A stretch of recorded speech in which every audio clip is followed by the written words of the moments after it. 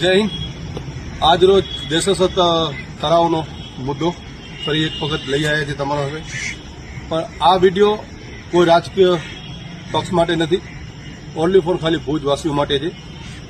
આ વિડીયોના માધ્યમથી ભુજવાસીઓને એક અપીલ કરવામાં આવે છે કે છેલ્લા 12 મહિનાથી સતત દેશસ્થ બચાવવા માટે લડત ચાલુ છે અમારી, ને ઘણી બધી પ્રોસેસ કરી નાખી છે।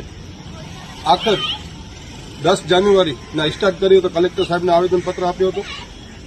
હવે 12 જાન્યુઆરીના ફરી એક વખત દેશસ્થ બચાવવા માટે કલેક્ટર સાહેબને આવેદનપત્ર દેવા માટે જઈ છીએ। તો આ વિડીયાની માધ્યમથી ભુજવાસીઓને એક અપીલ કરવા માંગીએ છીએ, જો તમે ભુજથી પ્રેમ કરો છો ને દેશસ્થ બચાવમાં સાથે આવો છો તો 12 તારીખના સોમવારના કલેક્ટર ઓફિસે આવજો।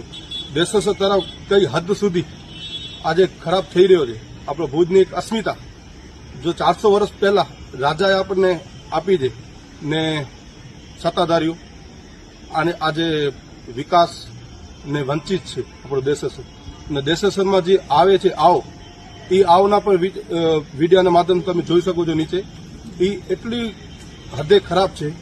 એના અંદર ગારા ઝાડ કચરા ને એના જે નાલા જે હોય 5 બાય 6 ફૂટના, એ નાલા તો દેખાતા જ નથી, 2-2 ફૂટના થઈ ગયા છે, ક્યાંક ક્યાંક 1-1 ફૂટના થઈ ગયા છે। પુલના નીચે જે નાલો હોય આમ 1 મીટરનો હોય, લંબાઈ એની 2 મીટરની હોય, તો એ તો આખો ઢકાઈ જ ગયો છે। તમે વિડીયોના માધ્યમથી જોઈ શકો છો। ભુજ વાસીઓને એક જ અપીલ છે કે દેશસ્થ બચાવ અભિયાનમાં તમે અમારા સાથે રહો।